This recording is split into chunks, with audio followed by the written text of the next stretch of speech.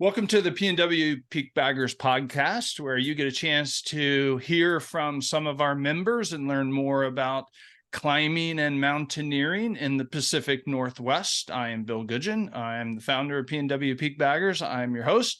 Today, my guest is Bob Bolton. Bob's been a member of PNW Peak Baggers since October of 2019, so kind of an OG. We started the group in November of 2018, so he didn't join too long after that. And I don't want to say OG because he's an old guy, but so Bob, welcome. How you doing? You look great. I love the background photo you got there. Tell us about that background photo too. Sure. I'm doing great, and it's good to meet you finally. Yeah. Yeah, that's looking sort of southwesterly from the summit of Mount Spickard in the Chilliwack, North Cascades, and from 2011. So 2011. Shots like that one. Yeah, what a beautiful photo. Yeah, you got to be proud of that one. So, man, you have a long list of accomplishments. So, as I told you before we jumped on the call, I tried to memorize some of the stuff, but the list is pretty long. So I'm just going to read it. I think it's pretty impressive. And then we'll jump in, we'll have some conversation, and we'll just see where it takes us. So, I think the one of the coolest things is your first peak at Mount Pilchuck in 1951 at the age of 4. That's pretty cool. Not a lot of people can say that they were peak bagging at 4. That's a great start, right? Yeah. Do you have any comments about that before I go any further? You know, it set the direction of my life in some ways.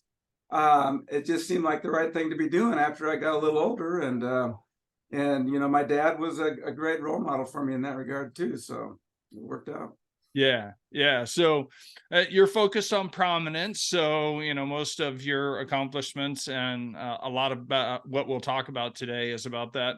So you kind of started focusing on the state high points in like 1992, right? And you started working on Colorado 14ers in 94. Suddenly you discover all these other peak bagger lists in 2000.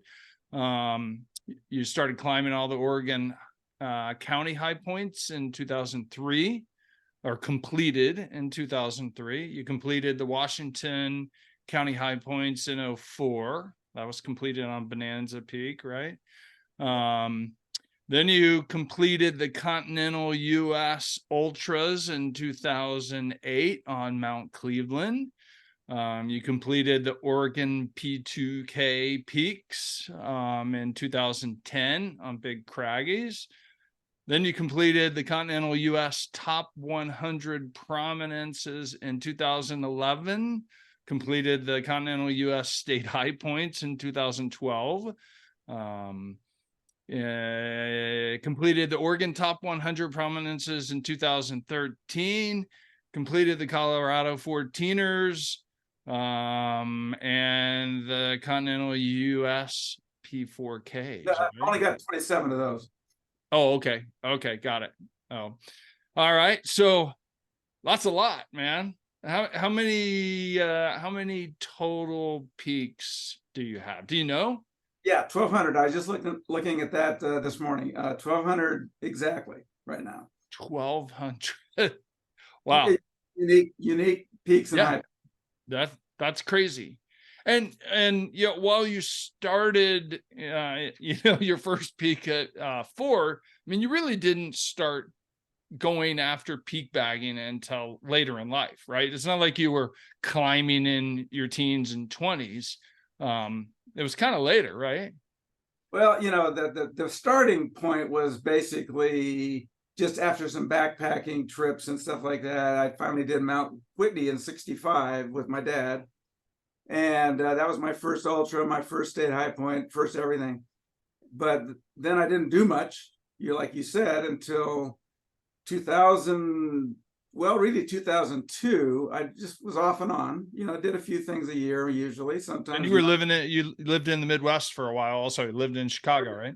Well, I got married in Chicago, but we actually were living in Florida. So that. Oh wow. Okay. Nothing getting done down there, you know. No. And no, I came back in 73, and it still wasn't until in 75, of course, I climbed pre-eruption St. Helens, which was a fabulous experience. And That's a beautiful mountain pre-eruption. Yeah. just fabulous. And then, of course, kind of off and on from there on until 2000, when I started thinking about doing other lists, because I discovered them then through a friend that I had met online, no less. And then in 02, I finally said, okay, I'm going to do this. So by the time I was 55 years old. So that is a little bit of a later start. Why, okay, I'm going to do this? What prompted that decision for you to focus on it? Well, I've been spending a couple of years on a couple of the forums that were group forums, on the internet. One forum was the County High Point Forum. The other one was started out in 2000 itself. Edward Earl was one of the members of that County High Point Forum. I think I started that forum in about 98 or 9. And he started the Prominence Forum in 2000, and I just jumped right on it because I've always been interested in mountains. I love mountains. I love measurements. I love comparing. I love, the whole 9 yards. And when he started that group, I just said, this is great. This is like pioneering. This isn't being done. And there's a few people and that are kind of starting this out, but there's not that many. And so to me, it seemed like a great opportunity to kind of be a pioneer in something. Yep. And so I got this County High Point book from Andy Martin down in Tucson, Arizona, and I noticed in there that imagine that, a book. And yeah, instead of no need for that nowadays. Good point. And people are going, younger folks are, what? Well, I mean, I've got the Becky guides too. I haven't seen them in digital yet, but no, in that book he had the county high points listed for all the states, and then he also toward the end of the book had the top 50 prominences for all the states as well, when they have any that are worth thinking about. Actually, it was the top 50, no matter how many there were. If there were over 50 P2Ks, he just dropped them off. But if there was less than that, he added some P1Ks to it. Anyway, and about the same time, Ken Jones, who's from the Seattle area, and I were starting to work on the top 400 list. And we were using that book to glean the information. And that was in about 2000, probably 3 or 4. And so he's leading the world on that list now, as far as I know. There might be somebody that surpassed him, but I think there is a couple of guys that have surpassed him. But he's right; he's ahead of me. And so that was kind of where I started thinking about it, but it wasn't really an active thing with me until 04, when I finally went out and did a peak because of its prominence. That was Round Mountain up there by. And when you do that, when you decide to go do a peak like that for Prominence or for any other reason, you are now officially a peak bagger. Before that, I thought I was, because I'd go do a couple of 3 peaks a year, And I'm a peak bagger. Yeah, well, actually, for me, it was a little different even than that. I was intrigued with Selena's comments about what she thought of as peak bagging, and a little bit different take on it. Everybody has. I was going to ask you that question. What is your definition of a peak bagger? It's always interesting to hear how people describe them, and if they include themselves in that description. Correct. Yeah. Well, as you say, sometimes people shouldn't, or if they want to protect themselves against people who badmouth us, they maybe shouldn't. But in her case, she just said, if I recall correctly, she said something about just want to do as many as I can.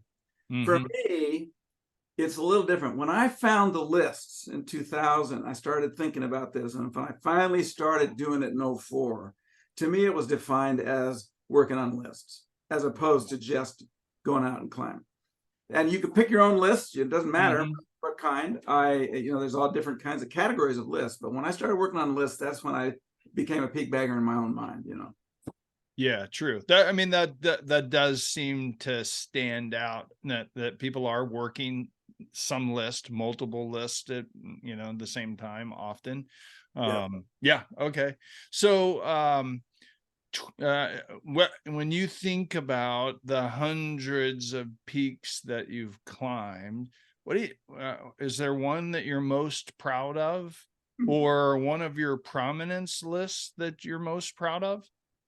That you say, that really was the pinnacle for me. That was the one." Well, of course, if you want to talk about just peaks, it's a little hard to pin down one of them because I'm proud of so many. But on the other hand, you're looking at a person who isn't a great skilled, genius climber. I'm a scrambler, and if I want to do something a little tougher than scrambling, I make sure I have a skilled person with me, and they can take care of the technical stuff that I'm not so good at, and that way I get stuff that I wouldn't otherwise ever do. So examples of that were Grand Teton, Granite Mountain or Granite Peak in Montana. The high point in Montana was that way. Mhm. White Horse Mountain up there by the Stillaguamish River, that was that way. And of course Bonanza. And so those are the ones that stand out for me, the ones that I needed help with. Olympus was the same way. Oh, interesting. Yeah. Yeah, I think, I find this really interesting because I have a lot of people that I've climbed with, or that I'm familiar with, that tell me a similar story to that, their confidence and their technical skills may not be that high, and they need help, or they're even often afraid of exposure. Like, that's a common thing to hear from people that you would expect, with the number of peaks that they've climbed, that they've somehow overcome that fear. And a lot of people are like, no, no, never. I've never overcome it. I'm still scared when I, get in a place where I have a lot of exposure. Do you have that at all? How is that for you? Well, I can imagine being on an El Capitan face and being just scared out of my wits. But I never struggled with Dome Peak Summit. I didn't struggle with Bonanza. I didn't even struggle with Grand Teton. But of course, I had some really good help there too. So those places where you might think that exposure would be tough for a non-technical sort like me, really hadn't bothered me. So no, it's not the exposure. It's how skilled do I have to be to do this well, especially if I try to do it by myself. And frankly, I've always been afraid of rock climbing and wall climbing because my body's weird. I get cramps if I hold a position with muscle too long. It'll cramp, and it's what you don't need on a face. Yeah, it's funny. I am a terrible rock climber. I'm fully accepting of that, and maybe I'll invest more time in it. And I think of myself as only wanting to rock climb to get over a summit block, and that's it. That's the only reason that I would even try and continue to hone my skills any further on rock climbing. Yeah, it's not an end in itself, that's for sure. You got to get the summit. Yeah, yeah. So think about maybe one of your what was the most physically demanding climb that you did? One that really took it out of you and was really tough, either physically or mentally or both? Well, Gannett Peak in Wyoming, of course, the high point of Wyoming, is a long backpack in and out. And the way we did it up over Bonnie Pass from the it used to be called Dinwiddie Pass. The way we did it, that was a major effort on just that one day. And we started, I think it was around 5 or 5:30 in the morning, or maybe it was even earlier, almost still dark. And we didn't get back to well after dark. And so at that time frame, I was only 45. So, I thought I was pretty tough. I should be able to Still do young. that. Yeah. But Man, I tell you, that took it right out of me. We slept in till maybe 10 or 11 in the morning after that. But that was tough. Olympus is a beast. Long way in. We only had 4 days, so we had to come all the way out in one day. So yeah, there's a number of others too. I mean, Rainier. When I did Rainier in '67, I actually beat John Roper by a month. Oh, is that right? I bet you tell him that regularly. I did mention it to him one time, but yeah, when I did it, I wasn't in great shape. I was just taking the basic mountaineering course at college from my uncle and aunt, and that was one of the graduation climbs, and so Mount Hood was the other one, and so I just was pushing myself to the nth degree to get to the summit and get all the way back out of there before dark. So yeah, well. So is there one that jumps out at you and say, man, I never want to climb that one again? Most of them. That's why you're a peak bagger. One and done, right? In 1992, I climbed Mount Hood for the last time. I had climbed it a number of times, and my wife went with me in '92, one of her two major summits that she ever climbed with me, St. Helens being the other post eruption. And after that, I said, no way, I'm not going back to Mount Hood, even though it's in my backyard.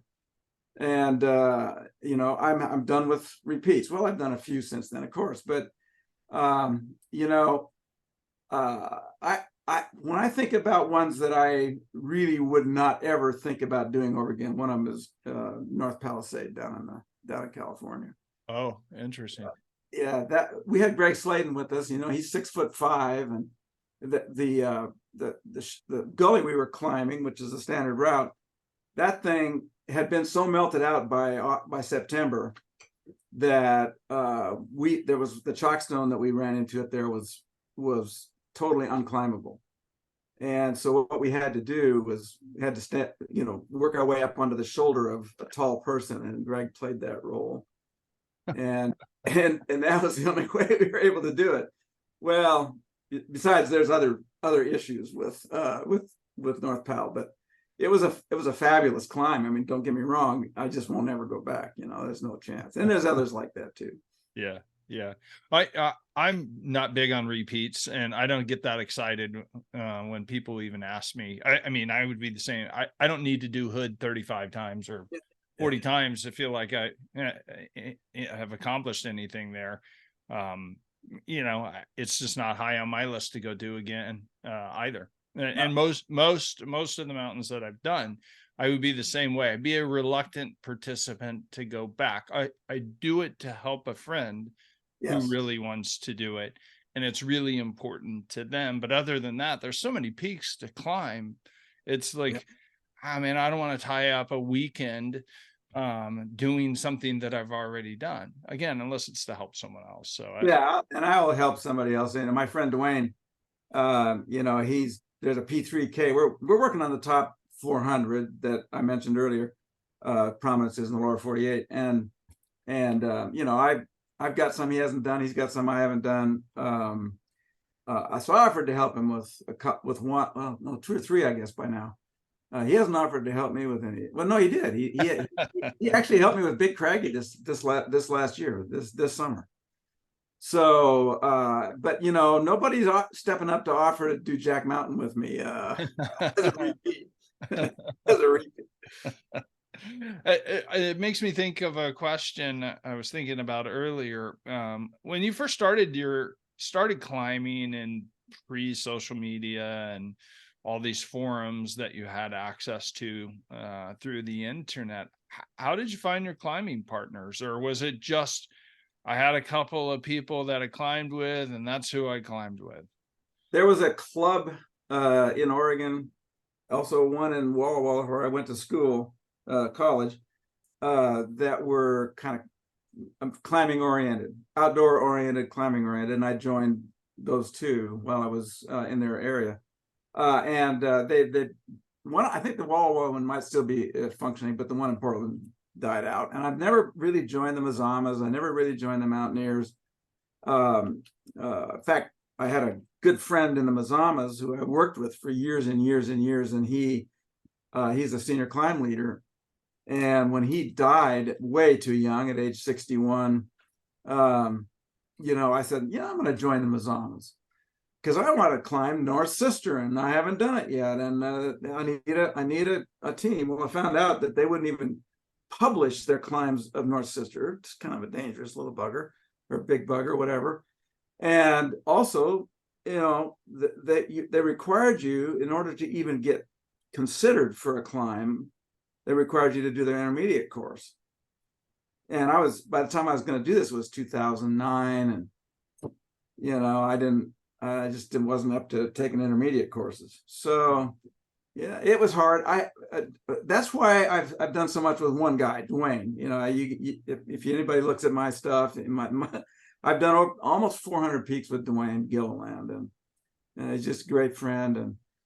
And usually, right now, we have pretty much the same goals. We're working on the same lists. We have about the same progress on them. So yeah. Well, when you obviously when you find someone that you have good rapport with and you trust, that's everything. And we're both sorry. Oh, I was just gonna say it's hard, and it's interesting in PNW Peak Baggers because this comes up all the time, and we have a chat now that's for finding partners, and people would often send me messages and say, hey, I've posted in the group multiple times about looking for partners and nobody responds or nobody sends me a message. Why is that? And a lot of times I would tell them it's a big risk for someone to go out with someone that they don't know for the first time, not because it's unsafe for people to be, together and unsafe. Like I need to worry about that person causing harm to me.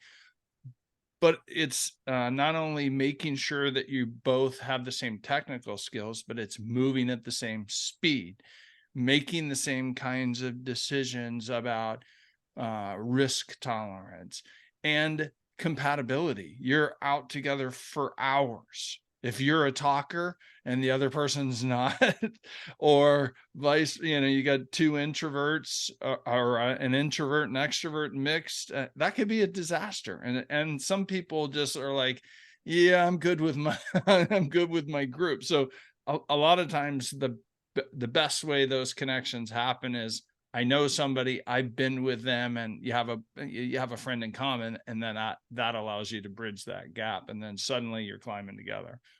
Exactly. That is kind of how it works for me. We do bring in other friends. Grant Myers, for example, lives in Bellingham, and some others up that way. I live down in Vancouver, Washington, so I don't get connected with those guys too much, but I do go to the Bulger parties. I love the Bulger party. Hey, are you going to go this year? Maybe I'll see you there. I'm not a finisher. I can't go. I mean, I could probably show up, and everybody that knows me, that knows I'm not a finisher, would be like, "What is he doing here?" No, actually not. You don't have to be a finisher. You have to be just like us, a hiker, peak bagger, mountaineer, whatever you want to be. They invite everybody. Oh, I did not know that. Yeah, because I've had a couple of people that know I'm not even focused on the Bulgers. This is not really something I'm intending to ever finish. But people that know I'm not will tell me, hey, you should go to the party. And I'm like, I'm not a finisher. Like, and I feel weird showing up. So it's a big event. There's lots of people there. It's a whole lot of fun. You get to see the presentations of the people who finished that year, and they all required to have one. And you get to see a bunch of old friends, and most of the people that are there are never going to finish. So oh, really? Okay, well, great. Now I've got an invite from you. So if I show up and people give me a hard time, I said, well, Bob invited me. That's why I'm here. I'll forward you the announcement and the invitation. Yeah, please do. I'd love that. So what do you love most about being in the mountains? Why do you keep going back peak after peak after peak after peak? You're not, and you're not, let's be honest, I'm not a young guy. You're not a young guy. It gets a lot harder as we get older. Well, especially this summer, all of a sudden my aortic valve started to really not do too well. Let's put it that way. I was sucking wind like crazy this summer, and I had to quit because I went back to my cardiologist, and they said, "Yeah, you better stay home." And so we're gonna have that taken care of hopefully real soon. But yeah, it does get harder. I have done pretty well, I think, for my age. I guess I don't mind telling people I'm 76. And I think you're about 57. Very good. I am 57. I'll be 58 in December. Yeah. 'Cause- There was a period over this summer where I felt a lot older than 50.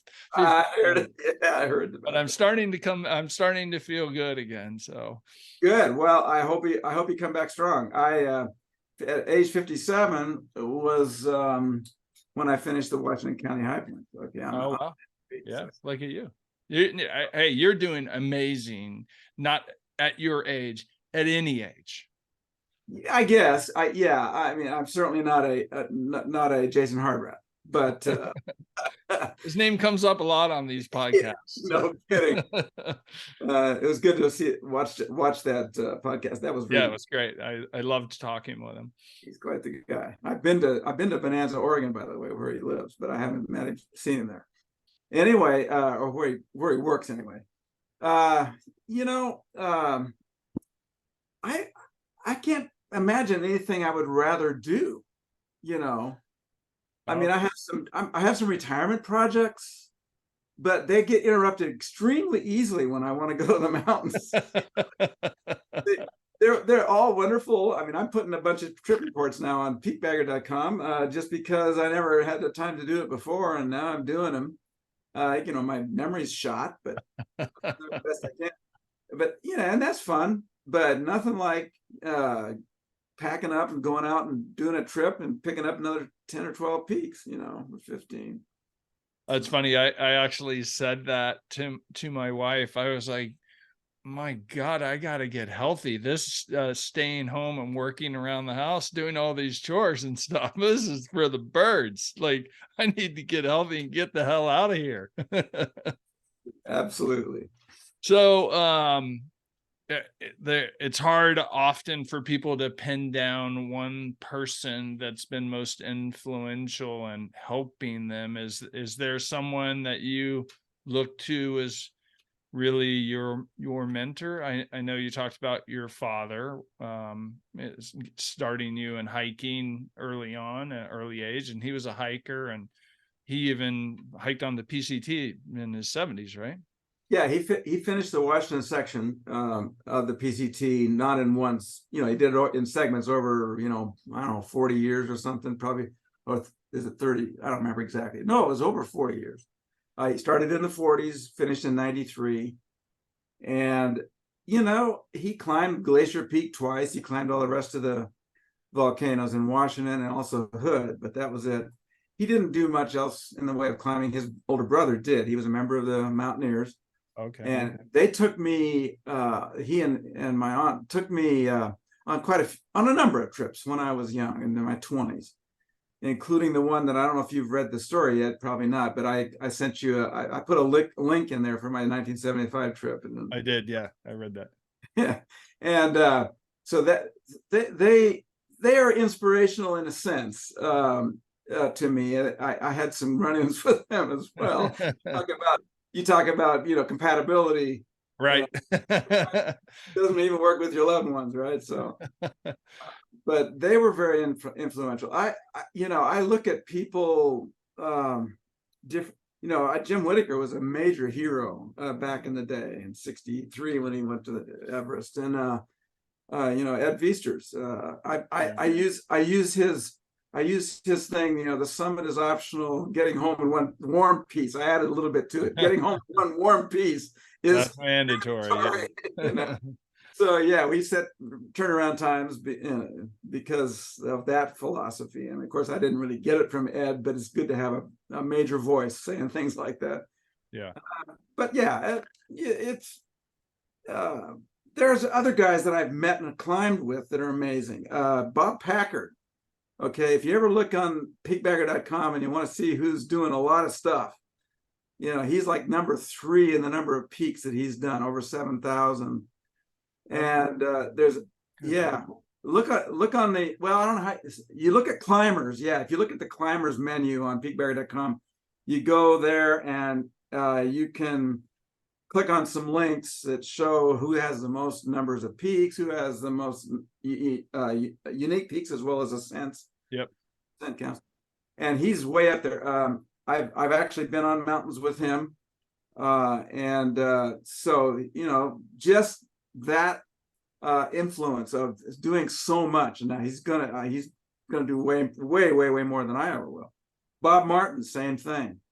So those are the kind of guys that kind of formed my mind about what I would like to do with my hobby. So yeah, so to help you prepare for your for mountains and climbing, what do you do to stay in shape? Do you just, some people just, that's what they do. That's what I do. I hike and I climb, and that's how I stay in shape.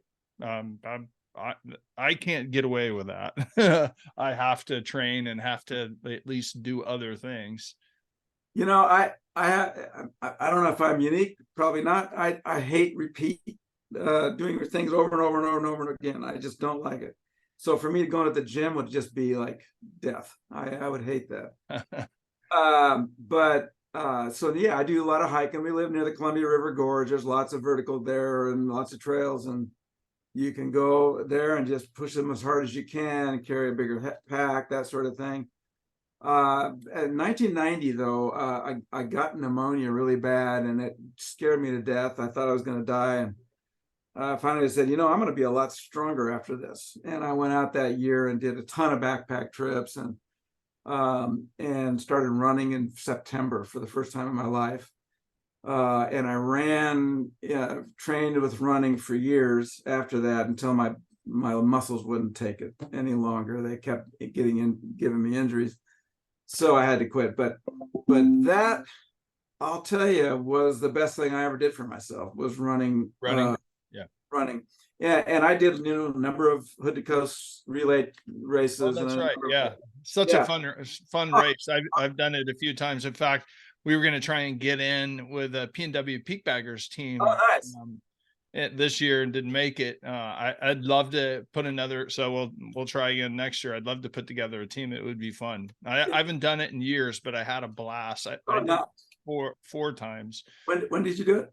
I would have done it like 99 or 99 in the next 4 years, 99, 2000, 2001, 2 and 3s, something like that.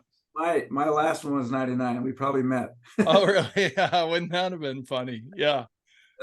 What was it? Do you remember what your team name was? I did it with 3 or 4 different teams. And I don't remember the names of any of them.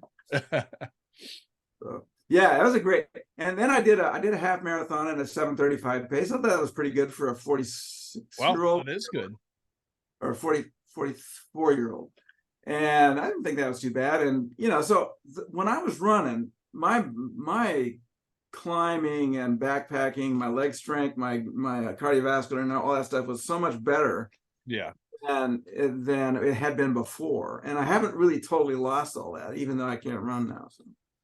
Yeah, I think that it seems to be pretty clear. The one thing that translates really easily and directly to hiking and climbing is running. If you can do it and your body can handle it, it's a great thing to be doing.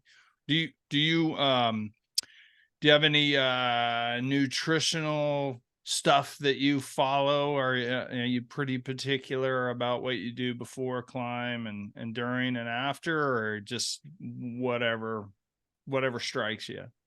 Well, here's the deal.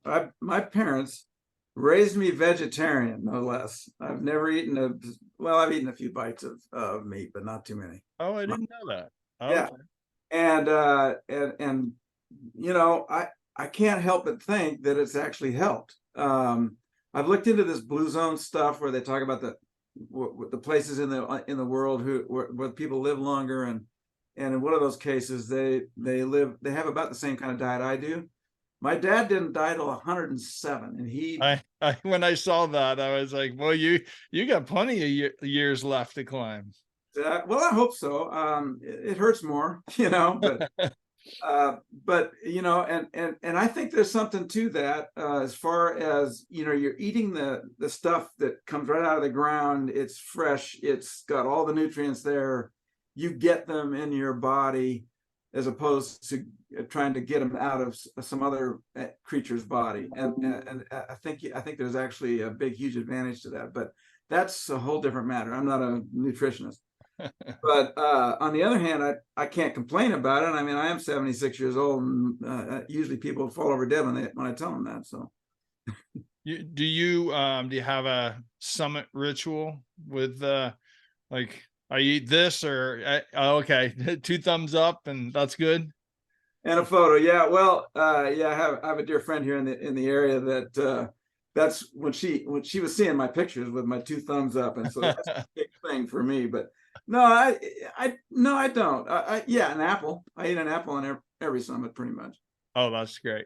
I'm from Washington, after all. There you go. There you go.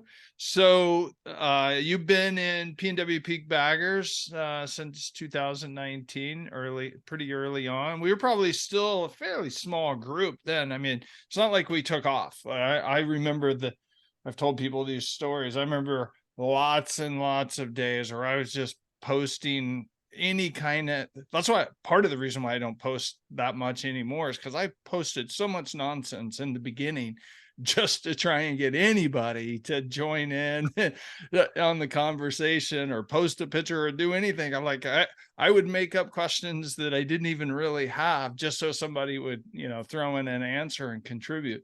I at that time in 2019, we couldn't have 400 or 500 members. I wouldn't imagine when you first started. What is it that you love about being in the group? Well, every time I get a notification from either PNW Peak Baggers or We Like It on Top, or several others too, of course, Washington Hikers and Climbers, I jump right on them, because that's my most interesting thing in my life, and you always want to see what people are doing. And I haven't contributed a whole lot myself, but because most of what I've done is in the past now, and so but yeah, I think it's the seeing the pictures, especially the places that I've been, and reliving it, is kind of a cool thing. Oh, right. Yeah.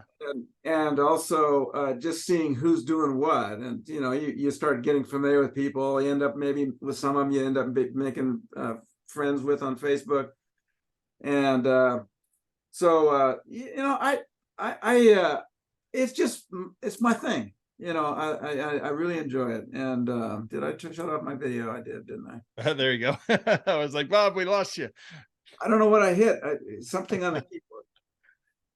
So what do you have any other hobbies outside of climbing in the mountains, or that people don't know about?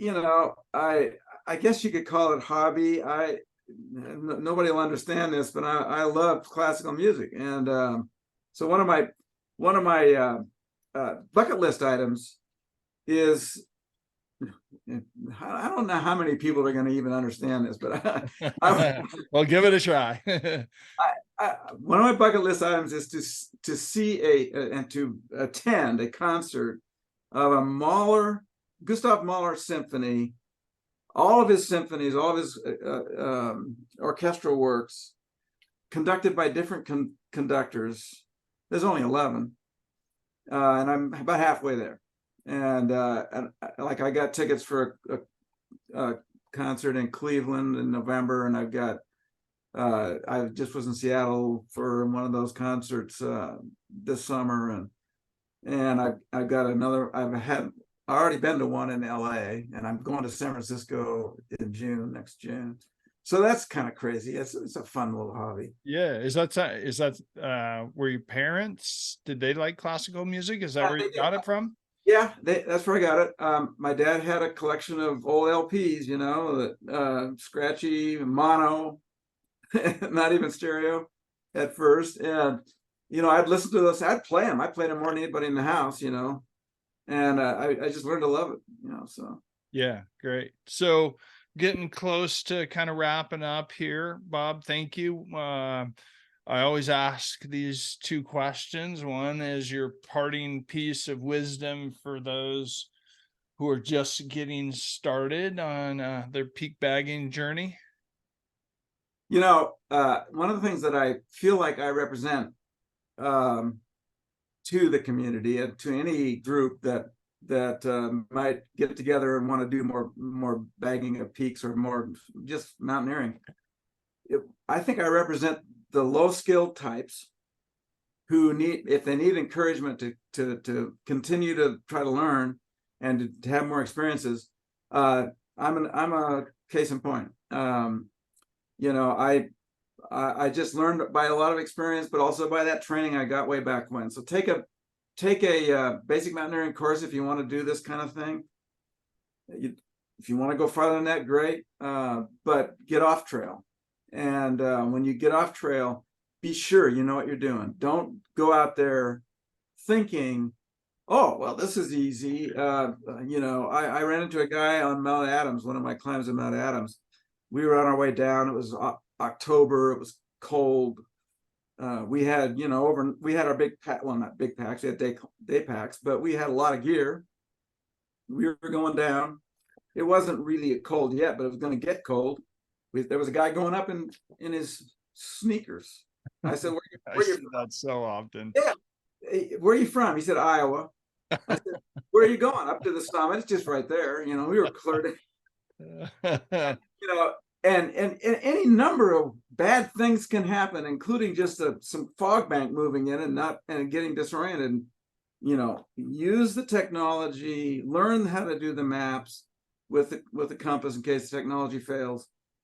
Also get an InReach subscription. I got a $47,000 helicopter ride for $1,200 because of InReach. So take care of yourself, but get the skills over time and get off trail, because getting on trail is great. Off trail is awesome. Yeah, really good advice. Yeah, thank you. I think one of the things I love the most about doing these member profiles is the encouragement that people are offering for others, and the breaking down that misconception that a lot of people think, I can't do that. There's no way I can do that. And you listened to Selena on the last episode, and she talked about her fears and overcoming all kinds of obstacles. And you've talked about that yourself here. So the people who think they can't do that, they can. It just takes work, and it takes commitment, and it takes overcoming some of those fears. It takes investing in the skills and the training necessary to be able to go out and get hundreds of peaks. It just doesn't happen overnight. So as a peak bagger, here's my favorite line: so many mountains, so little time. There you go. That's a great way to wrap her up, Bob. So if you're on social media, so if somebody wants to connect with you, how do they do that? How do they follow? You're also on peakbagger.com. Peakbagger.com. You can send me an email on there if you're a member, of course. Just go to my page and there's a place where you can write an email. Also, of course, on Facebook, and so you can find me there on several of the groups, including PNW PeakBaggers. So great. Well, Bob, thank you so much. I really enjoyed talking to you. I look forward to seeing it at the Bulgers party.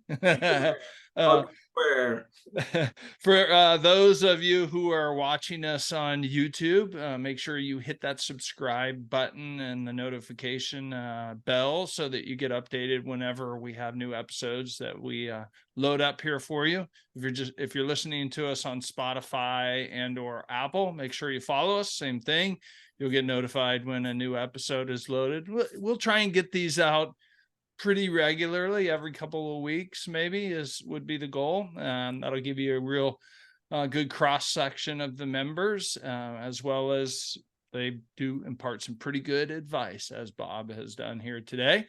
We're also on all kinds of other social media. We're on Reddit. That's a new one for us and seems to be picking up a lot of steam. A lot of people like that forum and that kind of format for communicating and learning more about peak bagging. We are on Instagram and we have a website. Website's a great place for finding some content that you can't find either in the Facebook group, which is really where most of our activity and communication happens. So if you're new and this is your first time listening to us, check out the Facebook group because we're over 10,000 members there now.